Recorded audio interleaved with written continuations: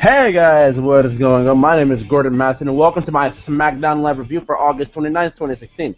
Now, tonight on SmackDown Live, baby. It was not really meant to be a good show. I don't know what you were expecting out of me. I mean, this show really fell flat to me.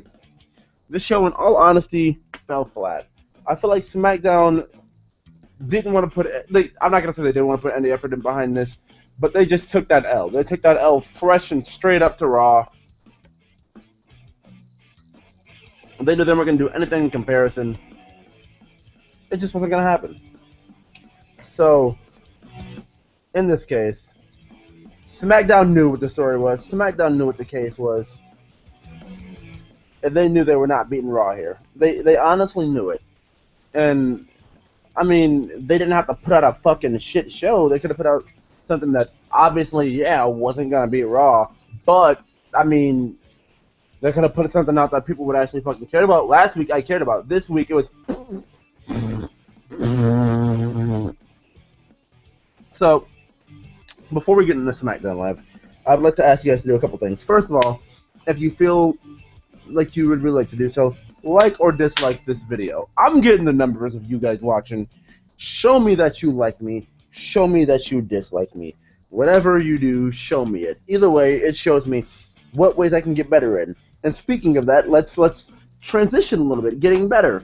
If you think I'm great, awesome. Let me know in the comments. Or if you think I said something that made you mad, great. Let me know in the comments. If you said something that I think you agree with, or you'd like to extend that point, or you'd like to edit it a little bit and make it into your own point, great. Tell me in the comments. But I don't know how I'm doing if you guys are just watching this and not telling me how I'm doing. You guys got to let me know what I'm doing great, how I'm doing it right, what I'm doing wrong, how I'm doing it wrong, how we're doing this thing today. Hey, now, what we have to do here is now move on to my favorite part of letting you guys know how you can follow me during these shows. The Twitter machine, yes, people, the Twitter machine. The Twitter machine, the Twitter machine, the Twitter machine, baby. Okay. So the Twitter machine, we're going to move on to this. Alright.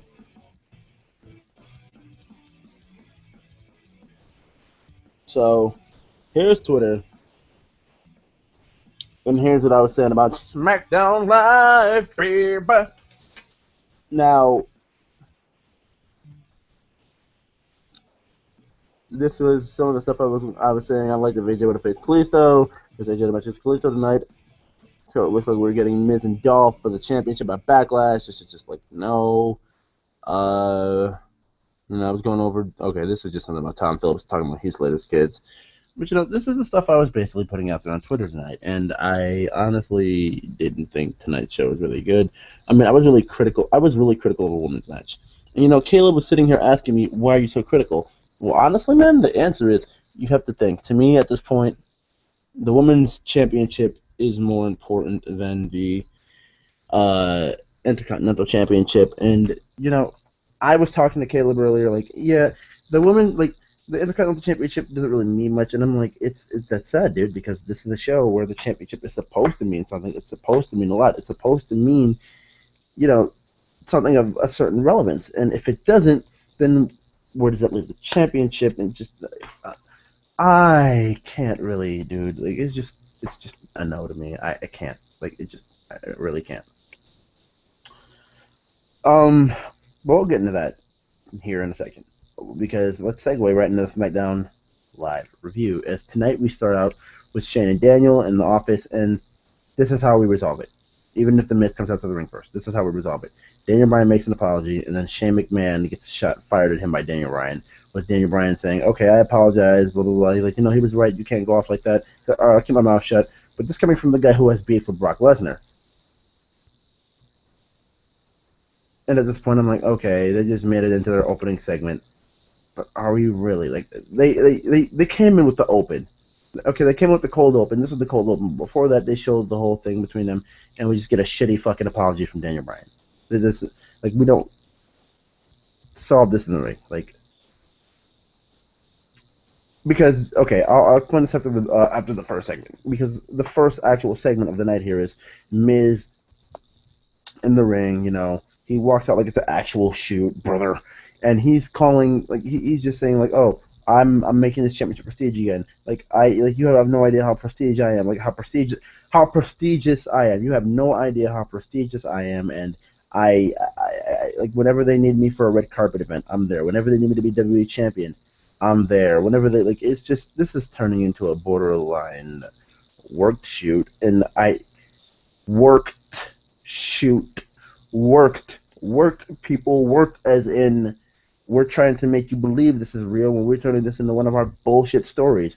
And I honestly, and I don't mean to sound salty, it's just you had lightning in a bottle, but you couldn't contain it. In other terms, you dropped the ball. It's the Super Bowl, and you dropped the Hail Mary that was clearly in your hands. Your feet were down. You just dropped the fucking ball. Like, ugh. And you want to wonder how, like, oh, it's only a work shoot. Like, they could be trying to just make Miz, get Miz more over. Like, they can't just let Miz come out and speak like that every week if he doesn't have the fire to speak like that, and if he hasn't really, you know, if his buttons haven't been pushed to do that, you know. So after this, we get, you know, the response, and I'm thinking here, okay, Daniel Bryan's gonna come out like, I apologize. What more do you want? Like even Miz, the one thing I'll say he did right was call his apology garbage, and like this was no bad promo by any means from the Miz, but I think everyone was expecting a little bit more of a heated confrontation between the Miz and Bryan. If we're gonna create a story of it, I was expecting them to let Daniel Bryan come out of retirement because I don't know, it was some convoluted thing I came up with. It's not even worth going over, but I was expecting Bryan to come out of retirement, kick the crap out of the Miz, and say, you know what, you told me to start wrestling again, I'll wrestle again. And you know, as SmackDown Live GM, my final thing, this is the final statement I'll make as SmackDown Live GM. In order to really make people like upset, like, oh, is Daniel Bryan like? No, this is like scare people. Like, oh, is Daniel Bryan leaving after this? Did he have enough of? I'm sorry, let me slow down. Is Daniel Bryan leaving after this? Did he have enough of the Miz's shit? No, he. That's not it. He's coming back to wrestle, boys. Fuck the indie feds. He's staying right here in WWE. Daniel Bryan is here to stay. Not the case. Not what's going on. Daniel Bryan did not come out. Instead, as Dean Ambrose likes to call him, we got Mr. Booty Shaker, show off, Dolph Ziggler. Like, you made me go from I care about, like, okay, hold on, I care about the Miz. But you made me go from, since the time he was on Raw, I love and care about the Miz, to his first two SmackDown feuds made me go, wah, wah. Apollo, I'm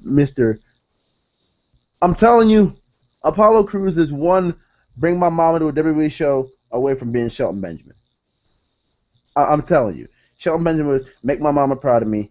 Apollo Crews would be the same thing, just with his mother and spelling bees. Because Apollo Crews tonight, you know, we'll get to that. We'll get to it. Because, yeah. But, Dolph Ziggler is the guy who's facing Miz, and I instantly don't give a shit.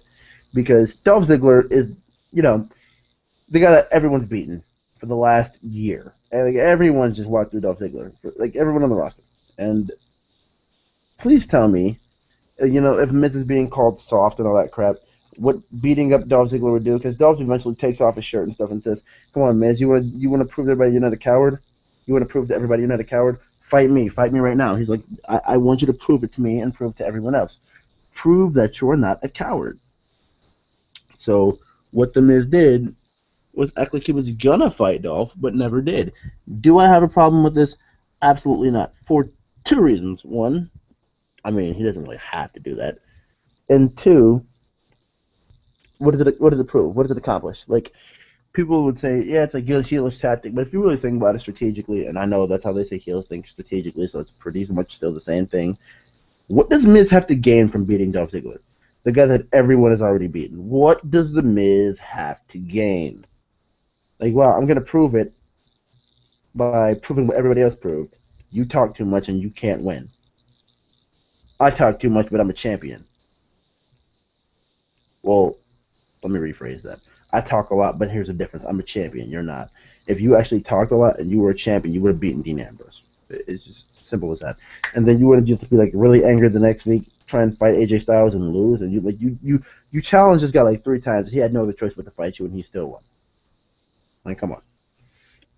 So Ziggler versus The Miz is happening. I don't know why. It's just happening.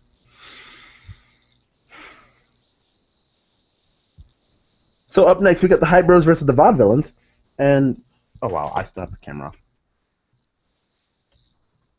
We have the Hype Bros versus the Vaudevillains, and the Vaudevillains go on to get the loss here. I don't know what you thought was going to say. Once again, I don't know what you thought was going to say.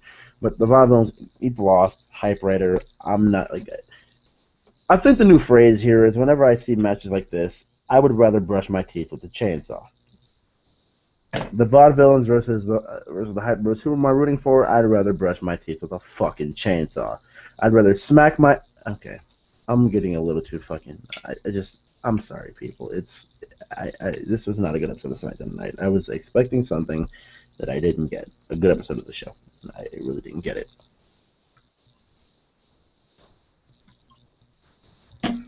Okay. So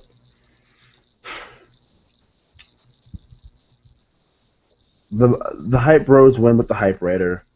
The Vaudevillains, honestly, it's like WWE doesn't care about them. Like, yeah, you have your gimmick, but we're not really gonna do anything with to show everybody what you like, how, what you're really like. Like with the NXT when we had all the, comical Lucha Dragon stuff. Like, oh, they're Lucha Dragons. We're going to stop them. The Lucha Lupas, like shit like that, to go the extra mile to show, hey, we can do something with this gimmick, except for just say we're from the 1800s and we're gentlemanly and we're real men. Like you have to go the extra mile to get people to care and pay attention, because if they just say, it's the Vaudevillains, those guys who are in black and white, yeah, those guys. Oh, okay, I'll just get on my phone. Twitter board at SmackDown. This show is garbage, boring. Okay, so Hype Rider for the win. Don't really enjoy either of these teams.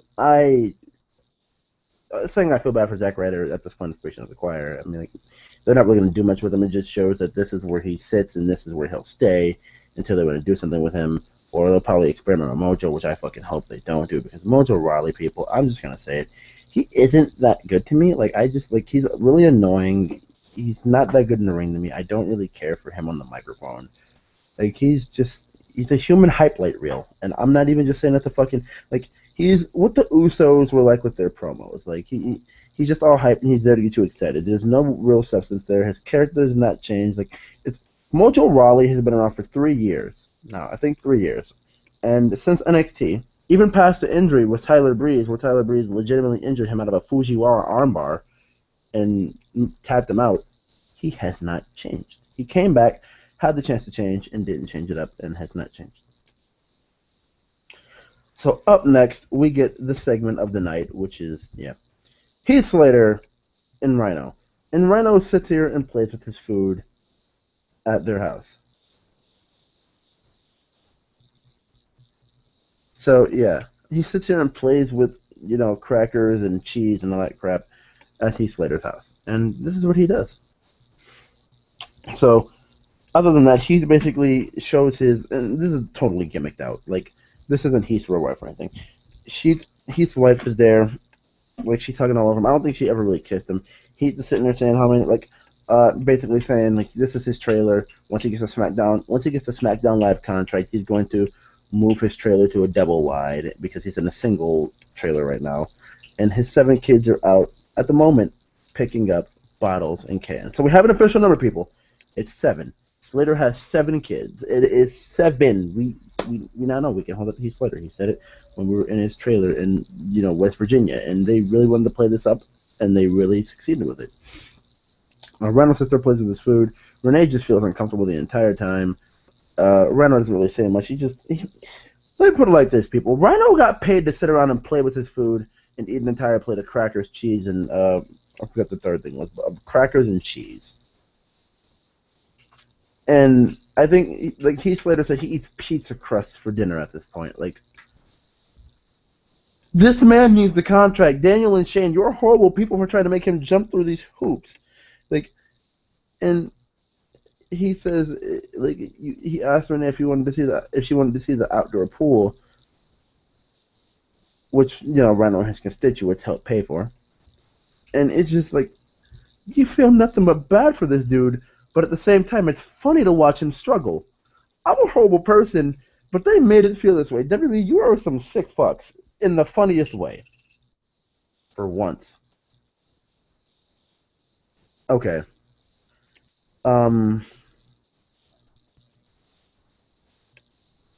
So we're gonna move on here, and past the funny ass Slater segment, which was honestly, I've said it before and I'll say it again, great. We move on to and this is basically leading up to them facing the Headbangers.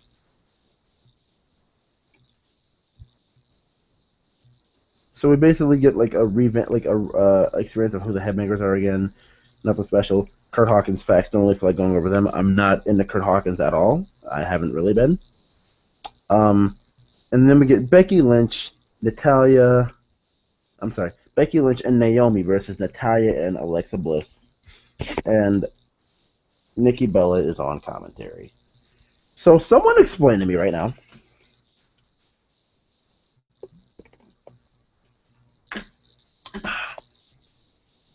Why in the world is this a tag match? If you're having a six-pack challenge, why not just do something like a multi-woman match or something like that to explain, like, oh, well, this can happen. Like, you know how WWE does. Like, this may be the weakest way ever to say it, but, oh, well, say Becky, gets to disarm her or something like that. No, say Naomi hits, like, the rear view, and, because she backs up out of it, she's into the ropes.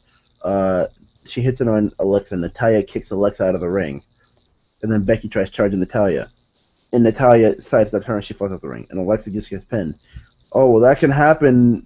What do you call it? That may not be able to happen in the six-pack challenge. You just leave the limitless possibility open for people to want to see, like, oh, well, Alexa and Carmella were in it. Like, what could happen with those two in it? Like, maybe Natty doesn't get that pin. Like, just leave it open for intrigue. Like, come on. Like, I'm just throwing shit out there. I had Natalya winning in that simulation. Like, come on, dude. Like, and it may not even be that. It may just be the fact that it was a tag match. And whenever they have a multi-person match plan, the ultimate fucking solution that they have is a tag match. Like, I mentioned it last night, and I was screaming from the rooftops. WWE tag matches, the most formulaic thing ever.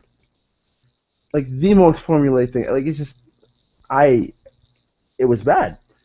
Nothing else really did. It was just bad. Like, the match itself wasn't really bad, but like I hate that answer for WWE. It's just the formulaic tag stuff. It's just not good. So we're gonna move on here. Not move on, but Becky's team does get the loss. Becky got rolled up by Alexa Bliss. Alexa had the tights, and that was about that. But after that, Carmella comes out. Well, during the match, before the ending, Carmella comes out and attacks Nikki again. Beats the shit out of her, lays her out, and she stands on top of the barricade and, drinks it in, man. Which reminds me, Jericho put out a tweet today that said, "Congrats to my best friend Kevin Owens on becoming the new Universal Champion. We're going to make a great champion together."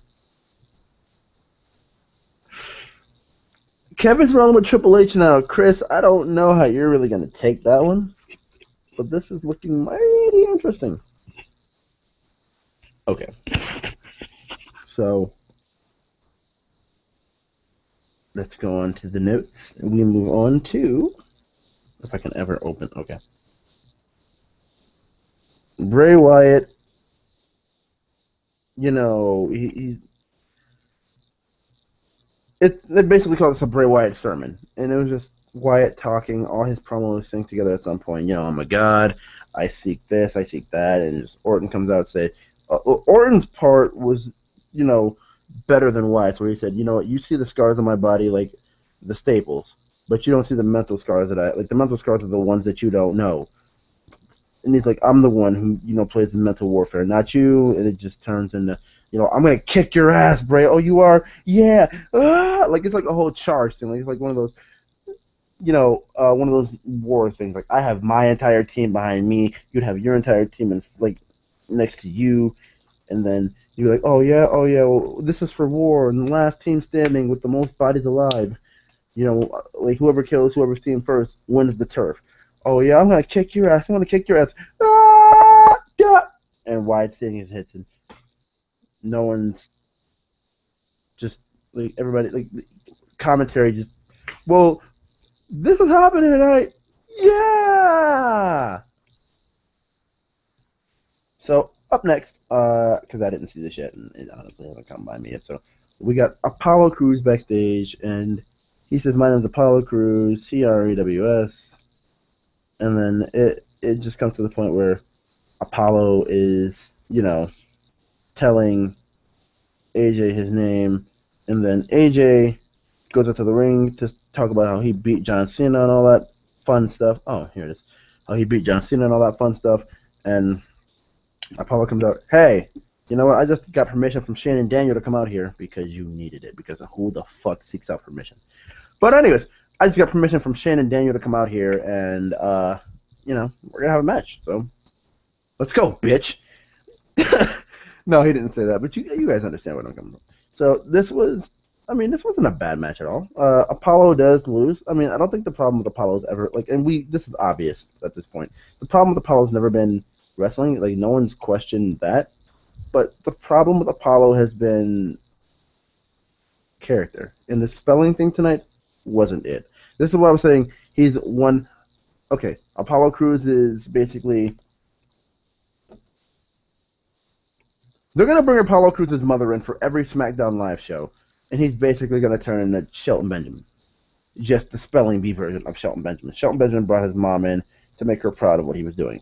Apollo Crews will be doing that, but he'll be doing that while spelling too. Like, he'll spell out his finisher.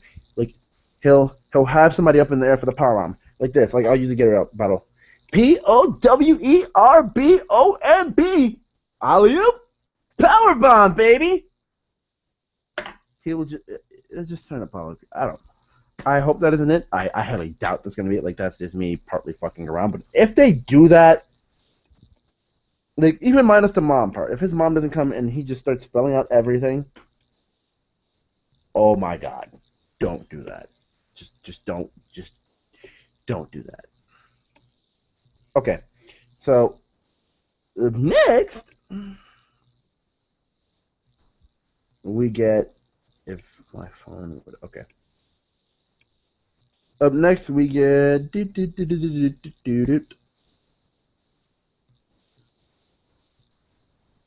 the Milkman, which once again, I don't know why these things happen. It was this man, this African American male, who stepped in the ring and stripped his clothes, and basically said he wanted to fight, and he's sick of people disrespecting him and saying he's not good enough. And dude, we don't even know you. And oh my god. Whenever something like weird and awkward and creepy like this happens, can we stop getting JBL to... I am so sorry. Can we stop getting JBL to say his mother watches this show?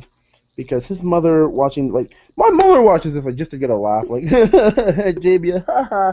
Like, no, like, I understand this is a place to just say, oh, I don't even know, dude. I don't even know. Like, this had no place tonight. Like, I just feel like this was to remind us, like, hey, Kane is here. Kane is here. I just want you to know, guys. Kane is here. It's like Natalya when she yells in the match, ah!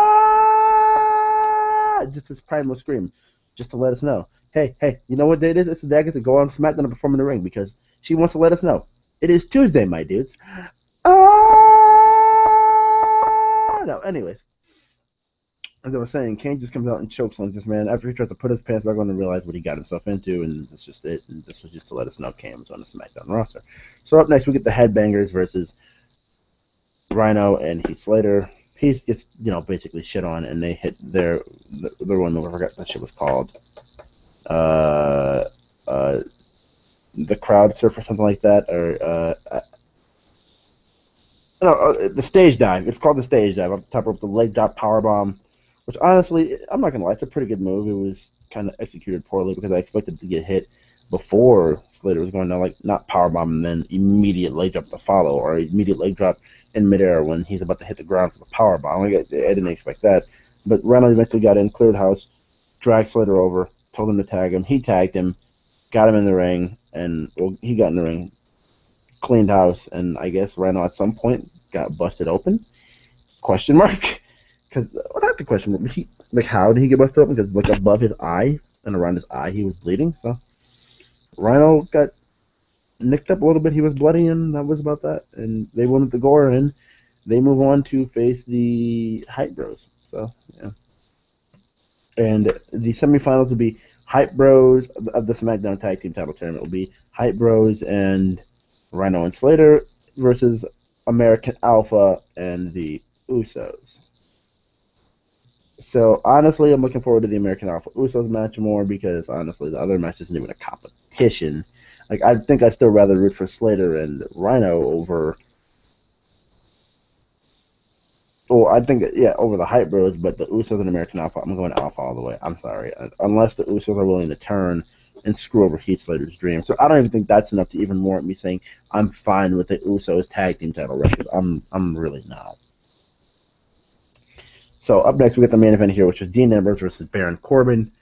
No mention at all of Kalisto tonight. Like, we just forget that Kalisto was basically getting fucking jail raped by Baron Corbin a couple weeks ago, and just forget that Corbin mentioned him on the pre-show of SummerSlam a couple weeks ago. Like, just at this point, like, it feels like they just buried the shit out of Kalisto here. Like, and I don't know why I should even care at this point, because this is basically what WWE does.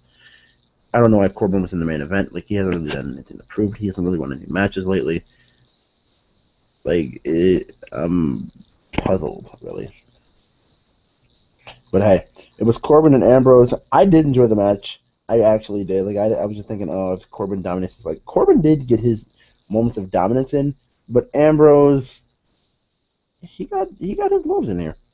So there's that. Okay.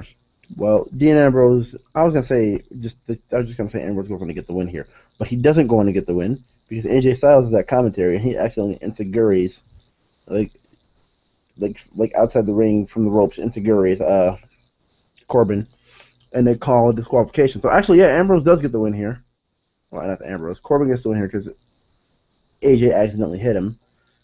Styles gets knocked off the apron. Dean hits Dirty Deeds on Corbin, and then AJ goes up for the Phenomenal Forearm. Dean hits the rope and crotches AJ, and AJ basically gets rocked on the ropes by Ambrose and like patted on his head or whatever, and that's really about that. So there we go. So AJ Styles versus Dean Ambrose will be happening in less than 2 weeks at Backlash in the main event. So there we go. There's that. So this was SmackDown, and honestly, it wasn't really that much of a good show. Here's my thing. When two of the matches that are happening at your show get built the way they do, like, okay, not built the way they do. Miz. Let me say Miz real quick. These are your big matches. Your title matches are obviously your big matches. So, especially on the 2-hour show, in these matches, these segments, the championship matches, the championship match segments are supposed to mean the world. The only tag team matches that are supposed to really matter are the tag matches for the tournament, which we only really had one tonight, but what else could you say? We're just filling up the final bracket for the semifinals. But when Miz is supposed to be facing Dolph Ziggler, a guy that no one cares about, that just makes us not care about the Intercontinental Championship, which is not supposed to be the case, especially on a show where you need your championship matches to really carry you. Secondly, the women, just throwing them in a random tag match doesn't really do much for me at all. It's honestly just... I would have been better off with just random women's matches like they've been doing the past couple weeks, probably. Random women's matches are like a fatal 4-way or a triple threat or something. I don't know. And then they're just breaking down the chaos and then one woman standing tall after that. I would have been fine with that, but they didn't do that. AJ versus Dean, they at least had them interact at the end of the show. I can be happy with that. And the tag titles, they're getting Heath Slater more over because people like Heath. So that's the only shining positive star of this show is Heath Slater. I enjoyed Dean Ambrose and his antics at the end of the show, and Why Kane? I don't even know. So I hope you guys did enjoy this review. Remember to leave a like on this if you already have. If you already haven't, subscribe if you're not subscribed for more of that WWE goodness on my channel. And I will see you guys next time. Thank you guys for watching. I do appreciate it, and we will see you guys next time. See ya!